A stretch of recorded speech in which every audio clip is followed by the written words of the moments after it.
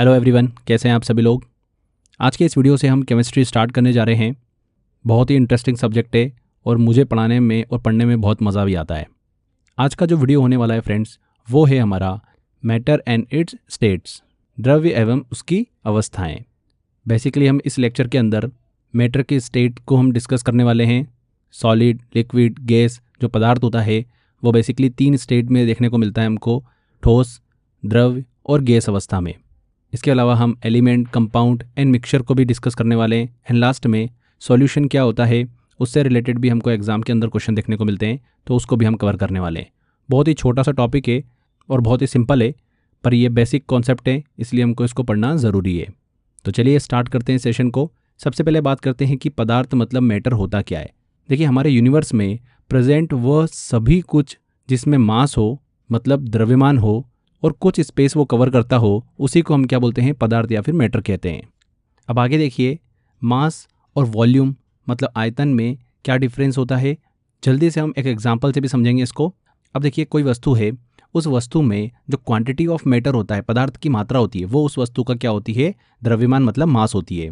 Clear. और उस वस्तु द्वारा जितनी स्पेस, जगह घेरी जाती है, वो उसका क्या होती है, वॉल्यूम होती है। जैसे कि आप यहाँ पर एग्जाम्पल देख सकते हैं, एक बॉल है, इस बॉल में जितनी मात्रा में मटेरियल होता है, मतलब मटेरियल की क्वांटिटी, उसका क्या होती है, मास होती है। क्लियर। और इस बॉल ने सरफेस में जितनी जगह घेरी हुई है, वो उस बॉल का क्या हो जाता है, वॉल्यूम हो जाता है। क्लियर। अब देखिए, कुछ ऐसी चीज़ें भी होती है जो कि स्थान भी नहीं घेरती है और पदार्थ मतलब मैटर भी नहीं होती है, जैसे कि एनर्जी हो गई, लाइट हो गई, साउंड हो गया, जैसे कि आइडिया हो गया, कोई इमोशन हो गया। ये सब जो चीज़ें हैं ये पदार्थ नहीं है, मैटर नहीं है। समझ में आया आपको। अब आगे देखिए फ्रेंड्स, क्लासिफिकेशन ऑफ मैटर को हम पढ़ते हैं। पदार्थ का वर्गीकरण 2 तरीके से हमको देखने को मिलता है, एक है फिजिकल और एक है केमिकल। इस लेक्चर में हम बेसिकली ये डिस्कशन करेंगे। फिजिकल के अंदर हमको कोई पदार्थ होता है, उसकी 3 अवस्थाएं देखने को मिलती हैं, सॉलिड, लिक्विड और गैस। केमिकल की बात करें, यहाँ पर हमको पदार्थ जो है वो एलिमेंट के रूप में देखने को मिलता है, कंपाउंड के रूप में देखने को मिलता है और मिक्सचर के फॉर्म में देखने को मिलता है। ठीक है, एक एक करके हम स्टार्ट करते हैं। सबसे पहले हम फिजिकल फॉर्म की तरफ चलते हैं। उसके यहाँ पर हमको मैटर की 3 मुख्य स्टेट जो है वो देखने को मिलती हैं, सॉलिड, लिक्विड और गैस, ठोस, द्रव और गैस अवस्था। एक एक करके समझते हैं। सबसे पहले हम बात करते हैं सॉलिड की। देखिए, सॉलिड में लिक्विड और गैस से अधिक इंटरमॉलिक्यूल फोर्स जो है हमको देखने को मिलता है। इसमें इंटरमॉलिक्यूल फोर्स जो होता है वो सबसे ज़्यादा होता है, जिस वजह से इसमें इंटरमॉलिक्यूल डिस्टेंस जो होती है वो बहुत ही कम होती है। मतलब 2 मॉलिक्यूल के बीच में डिस्टेंस जो है वो सबसे कम देखने को मिलती है हमको सॉलिड के अंदर। इसको सिंपल लैंग्वेज में और हम समझने की कोशिश करते हैं। देखिए, कोई भी सॉलिड है, कोई पदार्थ है, वो मॉलिक्यूल से मिलकर बना होता है। अगर हम सॉलिड में बात करें तो मॉलिक्यूल के बीच में बहुत अधिक हमको इंटरमॉलिक्यूल फोर्स देखने को मिलता है। एक दूसरे को अपनी तरफ क्या कर रहे हैं, ये खींच रहे हैं। ये सारे मॉलिक्यूल जो है एक दूसरे से मजबूती से जुड़े होते हैं। इस फोर्स ऑफ अट्रैक्शन की वजह से सॉलिड के मॉलिक्यूल के बीच की डिस्टेंस जो है वो बहुत ही कम होती है और सॉलिड का जो शेप होता है वो भी स्टेबल रहता है। अगर इसके एग्जाम्पल देखें तो लकड़ी, पत्थर, लोहे, ये सब जो चीज़ें होती है ये क्या होती है, सॉलिड होती है, क्योंकि इनके मॉलिक्यूल जो होते हैं वो एक दूसरे से बहुत ज़्यादा करीब होते हैं और एक दूसरे को बहुत ज़्यादा अट्रैक्ट करके रखते हैं और साथ साथ में बहुत ही मजबूती से जुड़े हुए होते हैं। सॉलिड स्टेट में वस्तु का शेप और वॉल्यूम जो होता है वो फिक्स होता है। समझ में आया आपको। यहाँ पर हमने बात करी फ्रेंड्स इंटरमॉलिक्यूल फोर्स की, तो बेसिकली नाम से हमको समझ में आ रहा है, इंटरमॉलिक्यूल फोर्स वो फोर्स होता है जो मॉलिक्यूल्स के बीच में अट्रैक्शन और रिपल्शन की वजह से उत्पन्न हो जाता है। समझ में आया आपको। आगे बात करते हैं फ्रेंड्स अब हम लिक्विड की। लिक्विड में इंटरमॉलिक्यूल फोर्स जो होता है वो सॉलिड से कम होता है और गैस से ज़्यादा होता है। इसी कारण से इसमें इंटरमॉलिक्यूल डिस्टेंस जो है वो सॉलिड से ज़्यादा होती है और गैस से कम होती हैं। लिक्विड के बारे में थोड़ा सा और हम अच्छे से सिंपल तरीके से समझते हैं। लिक्विड में मॉलिक्यूल्स के बीच का जो इंटरमॉलिक्यूल फोर्स होता है वो सॉलिड से कम होता है और गैस से अधिक होता है। जैसा कि अभी हमने पढ़ा, गैस की तरह पूरी तरीके से ये फ्री भी नहीं होता है। इस फोर्स ऑफ अट्रैक्शन की वजह से क्या होता है, लिक्विड में मॉलिक्यूल जो होते हैं वो सॉलिड की तरह बिल्कुल पास पास नहीं होते हैं, बल्कि उसमें थोड़ी थोड़ी जगह हमको देखने को मिलती है। लेकिन गैस की तरह वो दूर दूर भी नहीं होते हैं। यहाँ पर ध्यान दीजिएगा, लिक्विड का कोई अपना एक फिक्स शेप नहीं होता है। यह जिस कंटेनर में रखा जाता है उसका शेप ले लेता है। लिक्विड का वॉल्यूम फिक्स होता है, मतलब जितना लिक्विड आप किसी कंटेनर में डालते हैं उसकी वॉल्यूम जो है वो नहीं बदलती है, चाहे उस कंटेनर का शेप कुछ भी हो। जैसे एग्जाम्पल के लिए देखें तो पानी, दूध और तेल ये लिक्विड होते हैं, इनका अपना कोई भी फिक्स शेप नहीं होता है, लेकिन ये जिन कंटेनर में रखते हैं उनका शेप ले लेते हैं, पर इनका वॉल्यूम जो होता है वो हमेशा एक जैसा रहता है। ये चीज़ आप ध्यान रखिएगा, इंपॉर्टेंट कॉन्सेप्ट है ये। समझ में आया आपको? लिक्विड स्टेट में वस्तु का शेप जो होता है वो फिक्स नहीं होता है। शेप फिक्स नहीं होता है, वॉल्यूम फिक्स होता है, और ये वेसल के अनुसार जो है अपना शेप लेते हैं, जैसा कि आप यहाँ पे डायग्राम में देख सकते हैं। इसमें वॉल्यूम तो फिक्स है, लेकिन वेसल के अनुसार इनका शेप जो है वो बदलता जा रहा है। आगे बात करते हैं तीसरी स्टेट गैस की। इसमें इंटरमॉलिक्यूल फोर्स जो होता है वो बहुत ही कम होता है। इंटरमॉलिक्यूल फोर्स न्यूनतम होने की वजह से, कम होने की वजह से इसमें इंटरमॉलिक्यूल डिस्टेंस जो है वो ज़्यादा हो जाती हैं। मतलब इसमें दो मॉलिक्यूल के बीच में डिस्टेंस जो है वो सबसे अधिक देखने को मिलती है गैस में।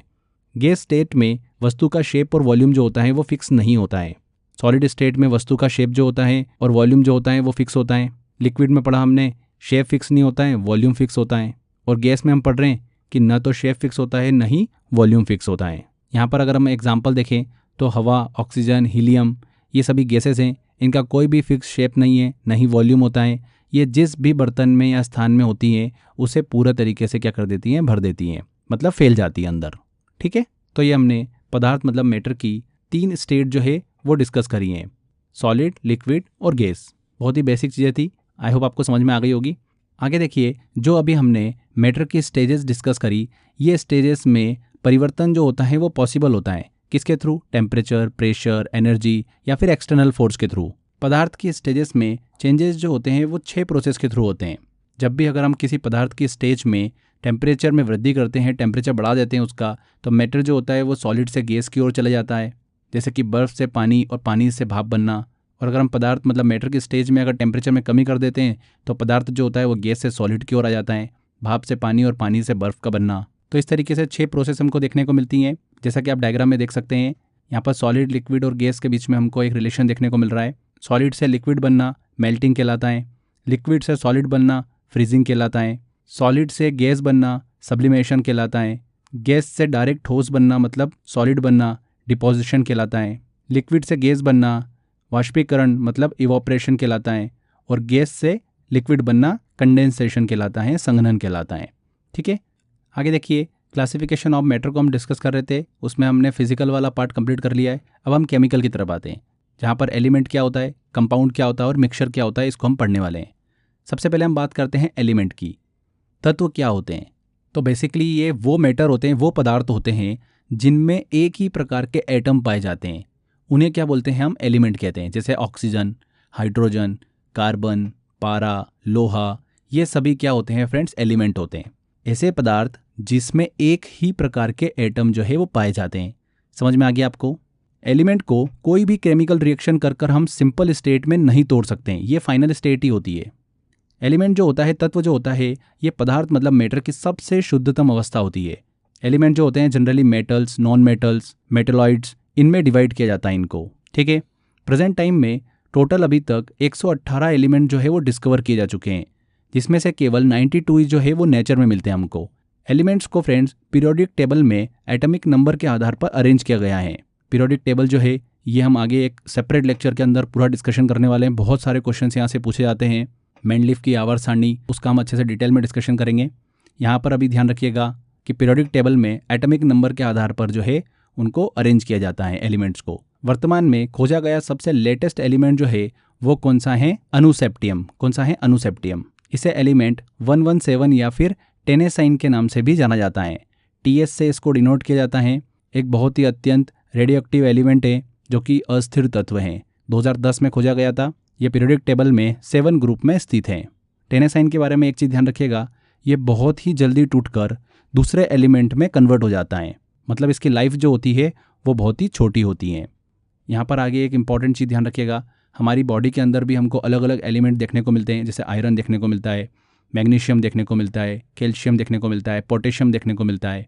तो ह्यूमन बॉडी में सबसे कम मात्रा में पाया जाने वाला एलिमेंट कौन सा है? मैग्नीज है। ठीक है, और सबसे अधिक मात्रा में पाया जाने वाला एलिमेंट कौन सा है? कैल्शियम है।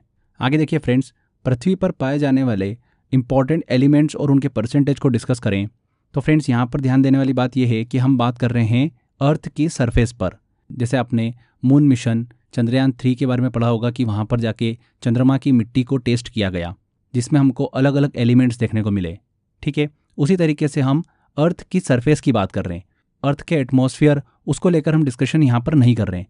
सिर्फ अर्थ की सरफेस को लेकर बात कर रहे हैं, तो उसमें सबसे ज़्यादा मात्रा में पाया जाने वाला एलिमेंट जो है वो कौन सा है? ऑक्सीजन है, 46.60%। सेकेंड नंबर पर आता है सिलिकॉन, जो कि लगभग 27% है। फिर एल्यूमिनियम, जो कि 8% के आसपास है। लोहा मतलब आयरन 5% के आसपास है। कैल्शियम 3.6% के आसपास है। और इसी तरीके से हमको अलग अलग एलिमेंट्स के परसेंटेज देखने को मिलते हैं। ठीक है, तो ये चीज़ ध्यान रखिएगा, आप एग्जाम में आजकल पूछी जा रही है। तो ये आपको समझ में आ गया एलिमेंट क्या होते हैं, क्योंकि आगे हम जब पीरियोडिक टेबल का डिस्कशन करेंगे तब उस समय हम एलिमेंट को ही पढ़ने वाले हैं वहाँ पर। तो फिर आपको ये कन्फ्यूजन ना हो कि एलिमेंट क्या होता है सर, तत्व क्या होते हैं। तो अभी हम क्लियर कर चुके हैं इसको। आगे बात करते हैं अब कंपाउंड क्या होता है, यौगिक क्या होता है।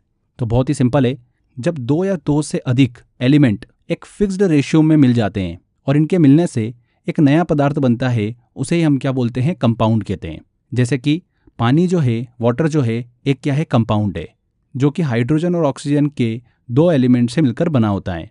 इसमें हाइड्रोजन और ऑक्सीजन का जो रेशियो होता है वो क्या होता है? 2:1 होता है। हाइड्रोजन के 2 एटम और ऑक्सीजन का 1 एटम, ये आपस में मिलते हैं और क्या बना लेते हैं? वाटर बना लेते हैं। ये हो गया वाटर का फॉर्मूला H2O। ये क्या है? एक कंपाउंड है, यौगिक है। समझ में आया?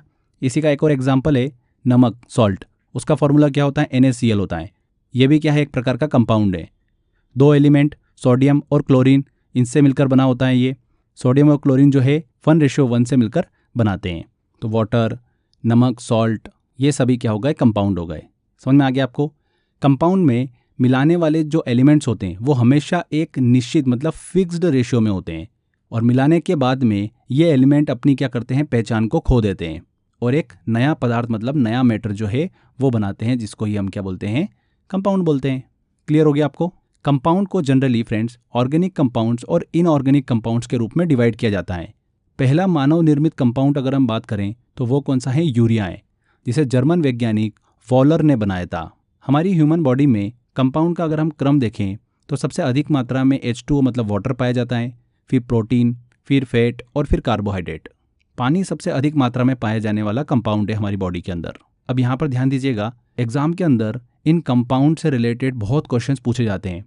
कंपाउंड का केमिकल फॉर्मूला पूछ लेते हैं, कंपाउंड का केमिकल नेम पूछ लेते हैं। जैसे कि एग्जाम में ऐसा पूछते हैं कि वॉशिंग सोडा का केमिकल नेम क्या है, तो होता है सोडियम कार्बोनेट और फॉर्मूला होता है Na2CO3.10H2O। ये एग्जाम के अंदर पूछा जाता है। तो इस टॉपिक को केमिकल फॉर्मूला, केमिकल नेम वाला, कंपाउंड के केमिकल नेम और केमिकल फॉर्मूले को मैं आपको सेपरेट वीडियो में पढ़ाऊंगा विद ट्रिक के साथ में। आप वो वीडियो देखोगे, आपको केमिकल फॉर्मूला, केमिकल नेम की टेंशन पूरी तरीके से खत्म हो जाएगी। ठीक है, तो वो सेपरेट वीडियो में आपको मैं अच्छे से क्लियर कर दूंगा। चलिए अब आगे बात करते हैं फ्रेंड्स अब हम मिक्सचर की। मिश्रण क्या होता है? मिक्सचर क्या होता है? मिक्सचर बेसिकली पदार्थ ही होता है, एक मैटर ही होता है जो कि दो या दो से अधिक एलिमेंट या फिर कंपाउंड के किसी भी रेशियो में मिलने से बनता है। उसी को हम क्या बोलते हैं? मिक्सचर या फिर मिश्रण बोलते हैं। इसमें कोई भी केमिकल बॉन्ड नहीं होता है, इसीलिए हम इसको सिंपल या फिर मैकेनिकल और फिजिकल मेथड के थ्रू अलग कर सकते हैं। दो अलग अलग मेथड होती है, फिल्ट्रेशन, डिस्टिलेशन क्या होती है, इनको भी देखते हैं। फिल्ट्रेशन की बात करें, जैसे कि बालू और एक पानी का मिश्रण है, तो फिल्ट्रेशन के थ्रू क्या होगा? बालू जो है वो फिल्टर पेपर में रुक जाएगा और पानी जो है वो अलग हो जाएगा। डिस्टिलेशन में बात करें, नमक और पानी का एक मिश्रण है, एक मिक्सचर है, तो इस प्रोसेस में क्या होता है? पानी जो है वो भाप में बदल जाएगा और फिर ठंडा होकर अलग हो जाएगा, जबकि नमक जो है वो बर्तन में रह जाएगा। तो इस तरीके से हम उसको सिंपल और मैकेनिकल प्रोसेस के थ्रू अलग कर सकते हैं। समझ में आ गया आपको? मिक्सचर जो होते हैं बेसिकली देखिए, इनके दो प्रकार होते हैं, दो टाइप होते हैं। एक होता है होमोजीनियस मिक्सचर और एक होता है हेट्रोजीनियस मिक्सचर। होमोजीनियस मिक्सचर मतलब समांगी मिश्रण बोलते हैं इसको हिंदी में, डिफिकल्ट नाम है। होमोजीनियस आप दिमाग में रखो। होमोजीनियस मिक्सचर में होता क्या है? इसमें कंपाउंड्स का मिक्सचर जो होता है वो समान होता है। उदाहरण के लिए समझो कि जैसे चीनी का पानी में घुलना, जहाँ पर पूरे मिश्रण में चीनी जो है वो समान रूप से फैल जाती है। एक ग्लास लो पानी का, उसके अंदर आप चीनी डाल दो, अब चीनी पूरे पानी में अच्छी तरीके से घुल जाएगी। पर अगर उसी ग्लास में आप तेल डाल दो तो तेल जो है वो नहीं घुलेगा। तो बस यही डिफरेंस है होमोजीनियस और हेट्रोजीनियस में। अगर मिश्रण में सभी भागों में कंपाउंड्स का मिक्सचर समान होता है, इक्वली होता है, तो वो हो जाता है होमोजीनियस। और सभी पार्ट्स में अगर कंपाउंड्स का मिक्सचर जो है वो इक्वली नहीं होता है, समान नहीं होता है, तो वो हो जाता है हेट्रोजीनियस मिक्सचर, जैसे कि पानी और तेल का mixture. Clear? Last section discuss करते हैं हम सॉल्यूशन। सॉल्यूशन को हिंदी में बोला जाता है विलयन। यहाँ पर देखिए फ्रेंड्स, सबसे पहले तो आप एक चीज़ दिमाग में रख लो, एक कॉन्सेप्ट दिमाग में रख लो। एक आपको पानी का यहाँ पर गिलास दिख रहा है, ठीक है? इसमें मैंने क्या करा? नमक को मिला दिया। ठीक है, सॉल्ट मिला दिया मैंने इसके अंदर, तो अच्छी तरीके से वो घुल गया। तो यहाँ पर ये जो नमक का पानी है ये क्या हो गया, हमारा सॉल्यूशन हो गया, मतलब विलियन हो गया। अब इस मिश्रण में जो अधिक मात्रा में होता है उसे क्या बोलते हैं, सॉल्वेंट कहते हैं, विलायक कहते हैं। तो वो कौन है, पानी है, तो पानी यहाँ पर सॉल्वेंट हो गया। वो पदार्थ जो कि पानी या फिर दूसरे किसी मीडियम में घुल जाता है उसको क्या बोलते हैं, सॉल्यूट बोलते हैं, विलेय बोलते हैं उसको हम। तो ये तो आपको पिक्चर दिमाग में क्लियर हो गई होगी। यहाँ पर हमने एक सॉल्यूशन देखा, नमक का पानी। इसमें पानी जो है वो क्या है, सॉल्वेंट है, क्योंकि इस सॉल्यूशन में सबसे अधिक मात्रा में पानी है, तो वो क्या हो गया, विलायक, सॉल्वेंट हो गया। नमक इस पानी में अच्छे से घुल गया, जो कि कम मात्रा में था, वो क्या हो गया, सॉल्यूट हो गया, विलेय हो गया वो, तो इसे सॉल्यूट या फिर विलेय बोलते हैं। एक और एग्जांपल देखो, पानी के अंदर हमने चीनी को मिक्स कर दिया, तो यहाँ पर पानी क्या हो गया, सॉल्वेंट हो गया, चीनी क्या हो गई, सॉल्यूट हो गई, और चीनी का पानी जो हो गया ये क्या हो गया, सॉल्यूशन हो गया। आगे बढ़ते हैं, अब बात करते हैं टाइप ऑफ सॉल्यूशन की, जो कि 3 तरीके से हमको देखने को मिलते हैं। गैस सॉल्यूशन देखने को मिलता है, लिक्विड सॉल्यूशन देखने को मिलता है, और सॉलिड सॉल्यूशन देखने को मिलता है। गैस सॉल्यूशन का एग्जांपल देखो कि एक हवा है जिसके अंदर नाइट्रोजन और ऑक्सीजन जो है वो मिली हुई है। यहाँ पर हवा जो है वो हो गया गैस सॉल्यूशन, नाइट्रोजन हो गया हमारे यहाँ पर गैस सॉल्वेंट, ऑक्सीजन हो गया गैस सॉल्यूट। लिक्विड सॉल्यूशन के एग्जांपल की बात करें तो जैसे कि शराब में पानी मिलाना, यहाँ पर पानी जो हो गया वो हो गया सॉल्यूट, और शराब जो हो गई वो हो गया सॉल्वेंट, क्योंकि यहाँ पर हम पानी को कम मात्रा में मिला रहे हैं। सॉलिड सॉल्यूशन की बात करें तो जैसे कि ब्रॉन्ज मतलब कांसा, जो कि तांबा और टीन से मिलकर बनी धातु होती हैं। तो ये एग्जाम्पल हो गया फ्रेंड्स सॉलिड सॉल्यूशन का। तो 3 तरीके के बेसिकली ये सॉल्यूशन होते हैं, बस हमको समझना है, ज़्यादा इसमें हमको दिमाग नहीं लगाना है। आगे बात करते हैं, साइज़ के आधार पर भी हमको 3 तरीके के सॉल्यूशन देखने को मिलते हैं। क्वेश्चन आपको यहाँ से देखने को मिलेगा, ट्रू सॉल्यूशन, कोलाइडी सॉल्यूशन और सस्पेंशन। ये 3 तरीके के हमको साइज मतलब कणों के आधार पर सॉल्यूशन जो है वो देखने को मिलते हैं। ट्रू सॉल्यूशन जो होता है उसके अंदर जो कण होते हैं, पार्टिकल होते हैं, उसका आकार जो होता है वो सबसे छोटा होता है, 1 नैनोमीटर से भी कम का होता है। वहीं कोलाइडी सॉल्यूशन की बात करें तो यहाँ पर कणों का आकार मतलब पार्टिकल का जो आकार होता है, साइज होता है, वो 1 नैनोमीटर से 1000 नैनोमीटर के बीच में होता है। और सस्पेंशन के अंदर जो पार्टिकल होता है उसका साइज जो होता है वो बहुत बड़ा होता है, 1000 नैनोमीटर से बड़ा होता है, जिनको हम स्पष्ट रूप से देख सकते हैं। ट्रू सॉल्यूशन की बात करें तो ये फ्रेंड्स पूरी तरीके से ट्रांसपेरेंट होता है, पारदर्शी होता है, जैसे कि चीनी का पानी, नमक का पानी, ये क्या हो गए, ट्रू सॉल्यूशन के एग्जाम्पल हो गए। कोलाइडी सॉल्यूशन की बात करें तो ये सेमी ट्रांसपेरेंट होता है, अर्ध पारदर्शी होता है, जैसे कि ग्लास ऑफ मिल्क। वहीं सस्पेंशन की बात करें तो ये अपारदर्शी होता है, मतलब ट्रांसपेरेंट नहीं होता है ये, जैसे कि मिट्टी का पानी, चौक का पानी, ये हो गए सस्पेंशन सॉल्यूशन के एग्जाम्पल। ट्रू सॉल्यूशन के अंदर जो सॉलिड पार्टिकल होते हैं वो पूरी तरीके से घुल जाते हैं और इनको आंखों से हम नहीं देख सकते हैं। कभी चीनी का पानी देखा होगा आपने या फिर नमक का पानी देखा होगा, उसमें आपको नमक जो है वो नहीं दिखाई देता क्योंकि पूरी तरीके से घुल जाता है। कोलाइडी सॉल्यूशन में भी हमको जो है सॉलिड पार्टिकल जो है वो नहीं दिखाई देते हैं, बट सस्पेंशन के अंदर हमको सॉलिड पार्टिकल जो है वो दिखाई देते हैं, जो कि सेडिमेंट के रूप में नीचे जमा हो जाते हैं। ठीक है, यहाँ पर कोलाइडी सॉल्यूशन में फ्रेंड्स ध्यान रखिएगा एक चीज़, हमको टिंडन इफेक्ट जो है वो देखने को मिलता है, टिंडन प्रभाव जो है वो देखने को मिलता है। टिंडन प्रभाव क्या होता है, स्कैटरिंग ऑफ लाइट का एक फिनोमिनन है। जब लाइट जो होती है वो कोलाइडी सॉल्यूशन से पास होती है तो कोलाइडल सॉल्यूशन के पार्टिकल से टकराकर फैल जाती है, इसी को बोलते हैं टिंडन इफेक्ट, जिसका एग्जाम्पल है धुंध में गाड़ी की हेडलाइट। जब गाड़ी की हेडलाइट धुंध में चलती है तो प्रकाश की किरणें जो होती है वो धुंध के कणों से टकराकर क्या करती है, फैल जाती है, जो कि एक टिंडन इफेक्ट का एग्जाम्पल है। पार्टिकल्स की साइज के आधार पर 3 तरीके के सॉल्यूशन हमने डिस्कस करे, ट्रू सॉल्यूशन, कोलाइडी सॉल्यूशन और सस्पेंशन। ठीक है, तो यहाँ पर हमारा ये टॉपिक कंप्लीट होता है। छोटा सा ही टॉपिक है बट बेसिक कॉन्सेप्ट है, एग्जाम में बहुत क्वेश्चन पूछ लेते हैं यहाँ से। चलिए कुछ क्वेश्चंस लेते हैं जिससे आपको आइडिया लगेगा किस तरीके के क्वेश्चंस एग्जाम में पूछे जा रहे हैं। देखिए पहला क्वेश्चन है, how many state of matter are there. मैटर की कितनी स्टेट होती है, कितनी होती है, 3 अवस्थाएं होती है, सॉलिड, लिक्विड और गैस। ठोस अवस्था में सॉलिड स्टेट में अणु मतलब मॉलिक्यूल्स के बीच का बल जो होता है, फोर्स जो होता है, वो किस प्रकार का होता है, तो बहुत ज़्यादा होता है, वो वेरी स्ट्रांग होता है, सी आंसर। लिक्विड स्टेट में मॉलिक्यूल्स के बीच की जो डिस्टेंस होती है वो किस प्रकार की होती है, सॉलिड से ज़्यादा होगी और गैस से कम होगी, तो सी आंसर। गैसियस स्टेट में पदार्थ के किस गुणधर्म को निश्चित नहीं कहा जा सकता, तो गैस के अंदर फ्रेंड्स हमने बात करी थी शेप और वॉल्यूम दोनों फिक्स नहीं होते हैं। देखिए सॉलिड के अंदर शेप और वॉल्यूम जो होता है वो फिक्स होता है, लिक्विड में शेप फिक्स नहीं होता, वॉल्यूम फिक्स होता है, गैस में शेप और वॉल्यूम जो होता है वो फिक्स नहीं होते हैं। तो ए आंसर। गैसीय सॉल्यूशन में कौन सा गैस विलायक मतलब सॉल्वेंट के रूप में काम करता है? तो गैसीय सॉल्यूशन अगर हम देखें एटमॉस्फेयर को डिस्कस करें तो नाइट्रोजन सबसे ज़्यादा है, तो सॉल्वेंट का काम कौन करेगी? नाइट्रोजन करेगी। C answer. कोलाइडी सॉल्यूशन का उदाहरण क्या है? तो दूध कोलाइडी सॉल्यूशन का एक उदाहरण है। B answer. ट्रू सॉल्यूशन के कणों का आकार, पार्टिकल का आकार क्या होता है? तो 1 नैनोमीटर से भी कम होता है, लेस देन 1 नैनोमीटर। इनमें से कौन सा सॉल्यूशन पारदर्शी मतलब ट्रांसपेरेंट होता है?